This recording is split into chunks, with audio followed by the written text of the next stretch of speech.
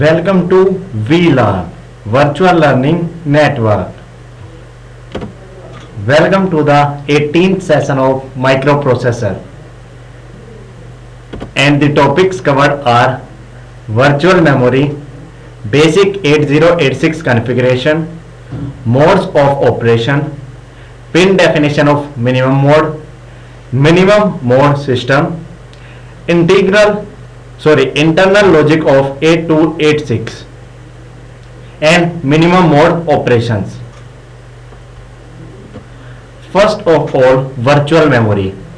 Virtual memory एक concept है जिसके थ्रू हम लार्ज मेमोरी रिक्वायरमेंट प्रोग्राम को भी अपने सिस्टम में एग्जीक्यूट कर सकते हैं जिसमें कि उतनी मेमोरी अवेलेबल ना हो तब भी. Virtual memory management is more sophisticated memory management scheme in which the hardware dynamic address translation design is used. Virtual memory management एक sophisticated memory management scheme होती है जिसमें कि हम dynamic address translation design का यूज करते हैं. इसमें हम logical to physical address translate करते हैं. For example, here is the CPU that generate the logical address and control lines. Here is the memory management scheme that convert this logic address into physical address to the disk, and here is the actual data. Figure illustrate the mapping of logical address into physical address. Here is the diagram that will show the translation of logical address that are generated by the CPU into the physical address to the disk. Here is the logical address that is having two parts. One is segment number represented by S, second one is offset represented by L. This is the segment table. First, segment number is stored in the segment table. This is the segment table register. After that, this plus offset is checked, or we can say mapped to the physical memory. Segment number plus offset is equal to physical memory mapping. So here this segment or this logical address is converted into physical address. So like this, any logical address is converted into physical address. The segment number S in a logical address is used as an index into the segment table, which return the beginning physical address X of the reference segment. जो अभी हमने diagram देखा उसमें हमें S जो है वो as a index work करता है सेगमेंट टेबल का, और अगर वो फाउंड हो जाता है मींस अगर वो मिल जाता है तो हमें X रेफरेंस सेगमेंट रिटर्न होता है. This address added to the offset L to form the physical address of the memory location. उसके बाद हम ऑफसेट L को ऐड करते हैं जो एड्रेस हमें रिटर्न हुआ है, जिससे कि उसकी फिजिकल एड्रेस मैपिंग हो जाती है. Because each job may be assigned a separate area in the segment table, the base address of that section of the segment table that is associated with the currently executing job is stored in a register called the segment table register. जितने भी job execute होते हैं उन सब का अपना table होता है, मीन्स उन सब का अपना सेगमेंट टेबल होता है जिसमें कि बेस एड्रेस स्टोर होता है, और उस एड्रेस को स्टोर करने के लिए हम स्पेशल रजिस्टर्स का यूज करते हैं जिनको हम सेगमेंट टेबल रजिस्टर कहते हैं. The index S is made relative to the segment table register. हम इंडेक्स S को सेगमेंट टेबल रजिस्टर से मैप करते हैं. When the system switches from one job to another, the segment table register is updated to point to a new section of the segment table. अगर हम एक job से दूसरी job में switch करते हैं तो हमें सेगमेंट टेबल रजिस्टर को अपडेट करना पड़ता है, नहीं तो हम प्रॉब्लम फेस कर सकते हैं। मीन्स हमें बार बार सेगमेंट टेबल रजिस्टर को अपडेट करना होता है अगर हम कोई करंट जॉब से दूसरी जॉब पर ट्रांसफर या स्विच करते हैं तब। Because the address translation must be performed for every memory reference, either the entire segment table or that portion of the table containing the beginning address of the segment that are currently in use must be stored in the register which are part of the memory management hardware. हम जितने भी memory use करते हैं हमें सबको logical address से physical address में convert करना होता है। इसके लिए हमें स्पेशल मेमोरी मैनेजमेंट हार्डवेयर की रिक्वायरमेंट होती है। Means logical to physical address translation के लिए हमें स्पेशल हार्डवेयर चाहिए होते हैं। Each entry in the segment table is referred to as a segment descriptor. Segment table में जितनी भी एंट्री होती है उन सबको हम सेगमेंट डिस्क्रिप्टर कहते हैं। Depending on the particular implementation, a segment descriptor may include attribute in addition to the beginning segment address. ये डिपेंड करता है कि हम किस तरह का इंप्लीमेंटेशन यूज कर रहे हैं। मीन्स हम किस तरह की इंप्लीमेंटेशन यूज कर रहे हैं उसके according segment descriptor different attribute use कर सकता है। The most common of these additional attributes are, here we are representing some of the common attributes. First one is status field. It indicates whether or not the reference segment is in the memory. Status field के through या status field ये indicate करता है कि जिस segment को हम reference कर रहे हैं वो एक्चुअली में मेमोरी में एग्जिस्ट करता भी है या नहीं। Second one is segment length field. It indicates the size of the segment. हमारे पास एक अनदर एट्रीब्यूट होता है सेगमेंट लेंथ फील्ड, जिसके थ्रू हम किसी भी सेगमेंट की लेंथ को या किसी भी सेगमेंट के साइज को कैलकुलेट कर सकते हैं। After that protection field provides protection against unauthorised reading, writing और एग्जीक्यूशन। प्रोटेक्शन फील्ड के थ्रू हमें प्रोटेक्शन प्रोवाइड की जाती है अगेंस्ट अनऑथराइज्ड रीडिंग, कि कोई ऐसा पर्सन जो ऑथराइज नहीं है वो रीड ना कर सके हमारे सेगमेंट से, हमारे सेगमेंट में कुछ एग्जीक्यूट ना कर सके या हमारे सेगमेंट पर कुछ राइट ना कर सके। इन सब से प्रोटेक्शन के लिए हम प्रोटेक्शन फील्ड का यूज करते हैं।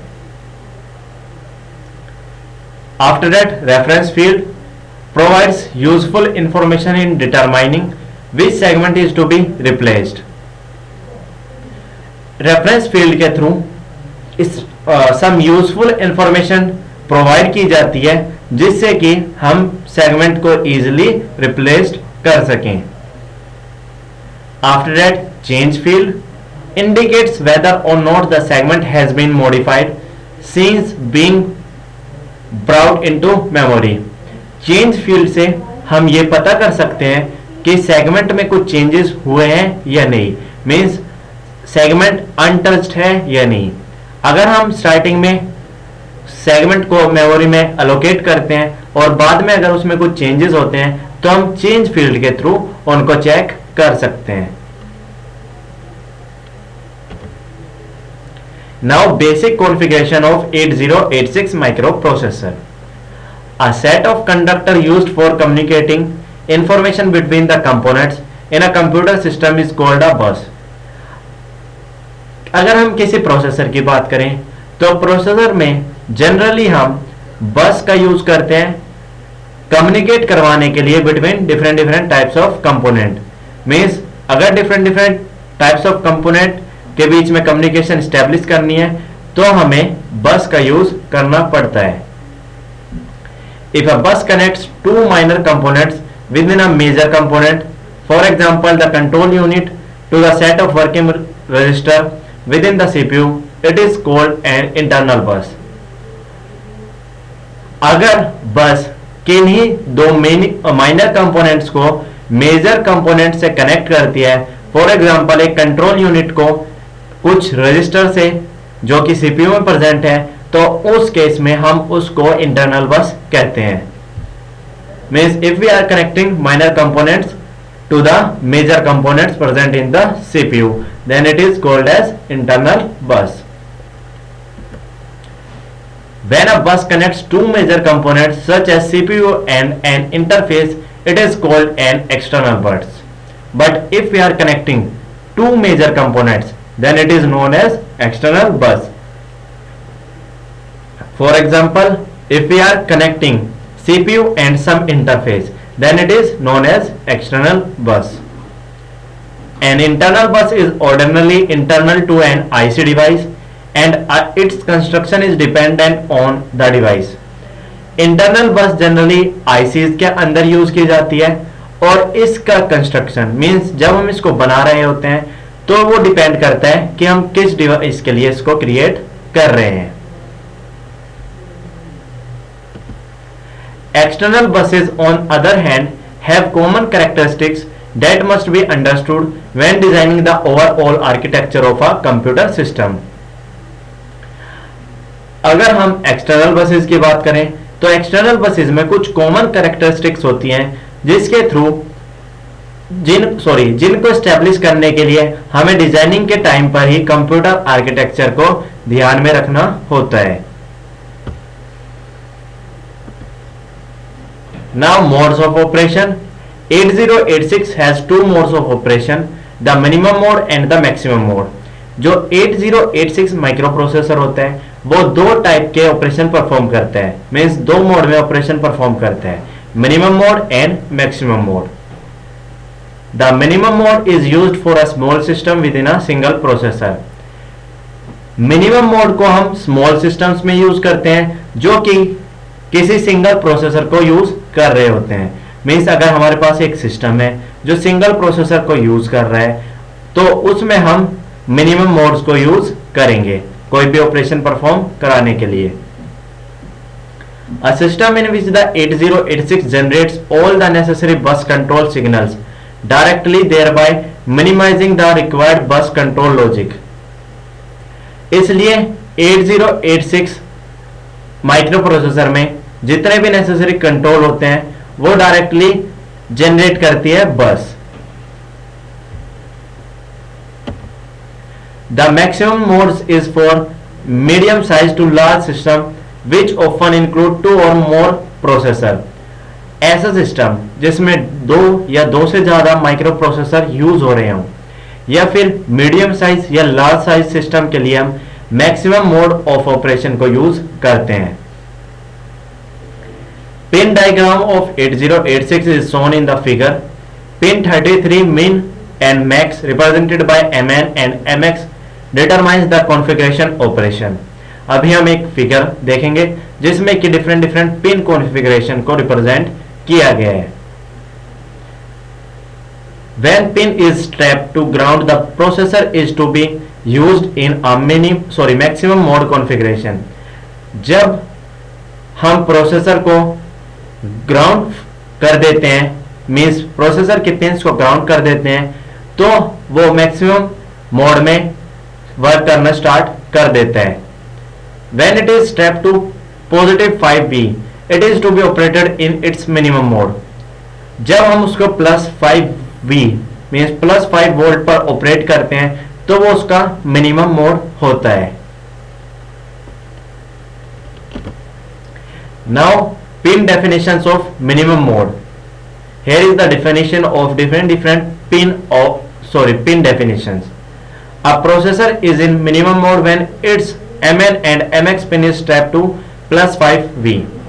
कोई भी प्रोसेसर मिनिमम मोड पे ऑपरेट हो रहा होता है अगर उसकी Mn and Mx वैल्यू +5 पर ऑपरेट हो रही होती है, मींस +5 वोल्ट पर ऑपरेट हो रही होती है. The definition for pin from 24 through 31 for the minimum modes are given in this figure. Here is the definition for pin 24 to pin 31. Pin 24 symbol INTA in and out state 0 to 3 indicates recognition of interrupt request consists of two negative going plus in two consecutive bus. In the similar way 25 output a pulse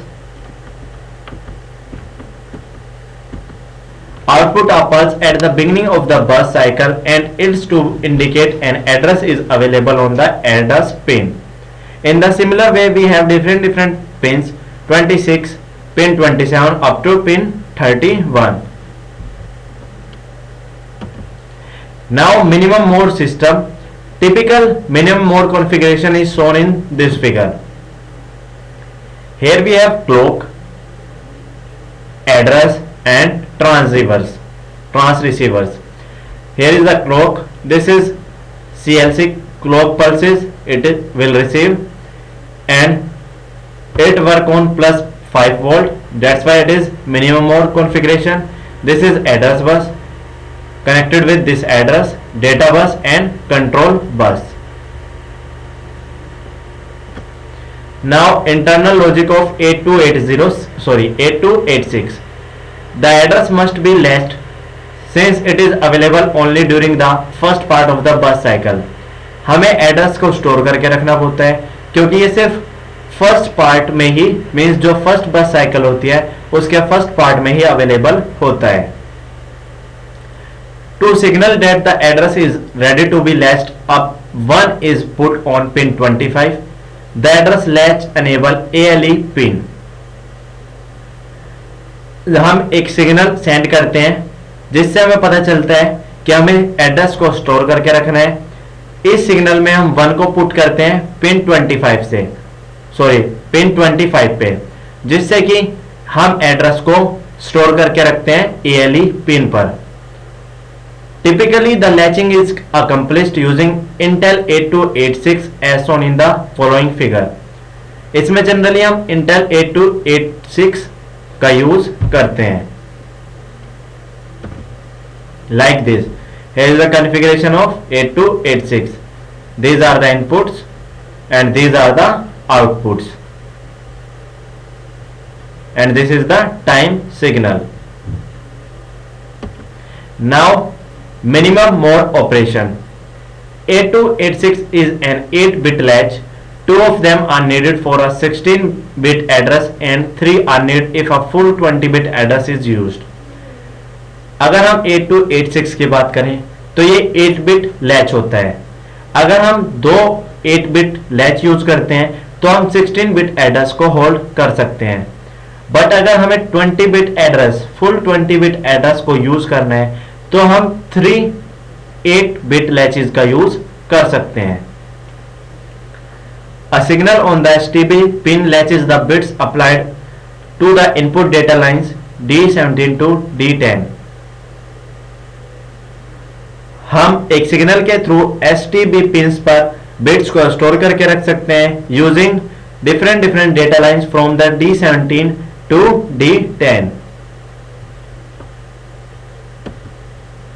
Therefore, STB is connected to the 8086 ALE pin and D17 to D10 are attached to 8 of the address line. इसलिए STB connect होता है 8086 की ALE pin से and DI7 से DI0 तक. An active low signal on the enable the latches output D07 to D0 and R1 at the pin forces the output into their high impedance state. An 8086 single processor system that does not include a DMA controller, this pin is grounded. Single processor, अगर हम 8086 single processor system का use कर रहे हैं तो उसमें कोई भी डीएमए कंट्रोलर नहीं होता है. उसमें हमें in different types of pin का यूज करना पड़ता है कोई भी डेटा ट्रांसफर करने के लिए. If a system includes several interfaces, then drivers and receivers, which may not be needed on small single board system, will be required for the data lines. अगर कोई सिस्टम डिफरेंट इंटरफेसेस यूज कर रहा है तो जो drivers है, means जो sender है और जो रिसीवर है, उनकी हमें रिक्वायरमेंट नहीं होती है. उनको सिर्फ हमें डेटा लाइंस पर यूज करना होता है. The Intel IC device for implementing the transceivers, driver and receiver block is in the 8286 transceiver device. Intel IC device को इंप्लीमेंट करने के लिए हम डिफरेंट ब्लॉक्स को यूज करते हैं 8286 के. The 8286 contains 16 tri-state elements, 8 receivers and 8 drivers. अगर हम 8286 की बात करें तो इसमें 16 tri-state elements होते हैं and 8 receivers होते हैं और 8 drivers होते हैं. Therefore, two 8286 ICs are needed in a 8086 system. इसलिए हमें 8286 की 2 ICs की रिक्वायरमेंट होती है 8086 सिस्टम में. The 8286 is symmetric with respect to its two set of data pins. Either the pin A7 and A0 can be the input and B7 to B0 the output or vice versa. 8286 generally symmetric form में work करता है. Means चाहे हम pins A7 to A0 को हम as a input work करा रहे हो और B0 टू B7 को as a output pin use कर रहे हो.